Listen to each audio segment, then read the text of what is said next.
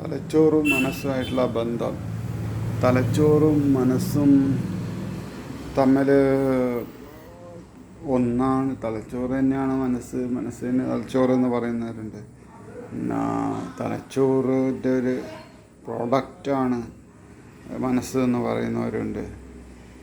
വേറെ ഒരു കൂട്ടം ആൾക്കാർ മനസ്സാണ് സത്യം എന്നുള്ള ആ ഒരു ചിന്തയുള്ള ആൾക്കാരുമുണ്ട്. അങ്ങനെ മൂന്ന് തരത്തിൽ ചിന്തിക്കുന്ന ആൾക്കാർ. എനിക്ക് തോന്നുന്നു മനസ്സ് തലച്ചോറും തമ്മിലുള്ള ബന്ധം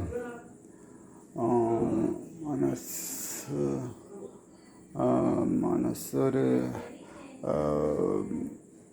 സംഗീതം പോലെ.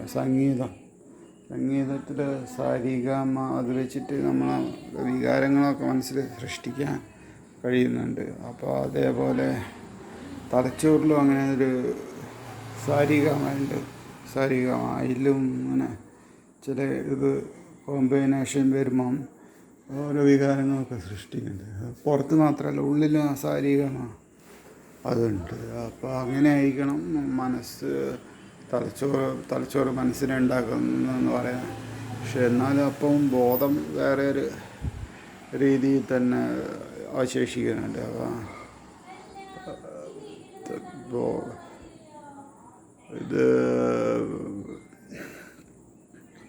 ഞാനുള്ള ആ ഒരു അതൊക്കെ സരിഗമ എന്ന് പറഞ്ഞ പോലെ തലച്ചോറിൻ്റെ അകത്തുള്ള സരിഗമയിലൂടെയാണ് ഇത് ഉണ്ടാകുന്നത് തലച്ചോറിൻ്റെ. പക്ഷേ അൾട്ടിമേറ്റായിട്ട് ആ ബോധം അവിടെ ഉണ്ട്. ഈ സരിഗമ തലച്ചോറിലുണ്ടാകുന്നുണ്ട്. അത് പിന്നെ തലച്ചോറിൻ്റെ ഒരു പ്രശ്നം എന്താണെന്നാണ്, നമുക്കത് തലച്ചോറ് എന്താണെന്ന് ഡിഫൈൻ ചെയ്യാൻ ബുദ്ധിമുട്ടാണ്. എനർജി പോലെയാണ്. എനർജി എന്താണെന്ന് നമുക്ക് ഡിഫൈൻ ചെയ്യാൻ പറ്റില്ല.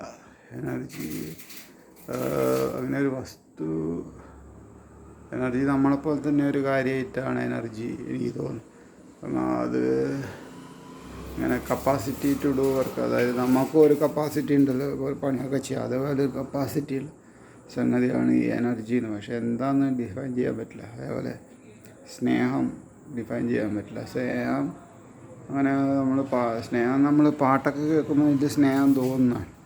അപ്പോൾ അത് എന്താണെന്ന് ഡിഫൈൻ ചെയ്യില്ല. അതൊരു അനുഭവമാണ്. അതേപോലെ എനർജി എന്ന് പറയുമ്പോൾ നമുക്ക് ഡിഫൈൻ ചെയ്യാൻ പറ്റില്ല. അതൊരു ഇങ്ങനെ ഒരു പ്രവൃത്തിയുള്ളപ്പോൾ നമ്മൾ പറയുകയാണ് എനർജി ഉണ്ട്. അല്ലെ നമുക്ക് ഈ അനുഭവം ഉള്ളപ്പോൾ പറയും സ്നേഹമുണ്ട്. അത് തലച്ചോറ് ഇതും ഒരിക്കലും തലച്ചോറിലൊരു വസ്തുവായിട്ട് ഇത് മനസ്സാന്ന് പറയാൻ വിഷമമാണ്. കാരണം രണ്ട് സെപ്പറേറ്റ് ആയിട്ടുള്ള ഒന്ന് തലച്ചോറ് മാറ്ററിൻ്റെ കാണുന്ന ഒരു സാധനമാണ്.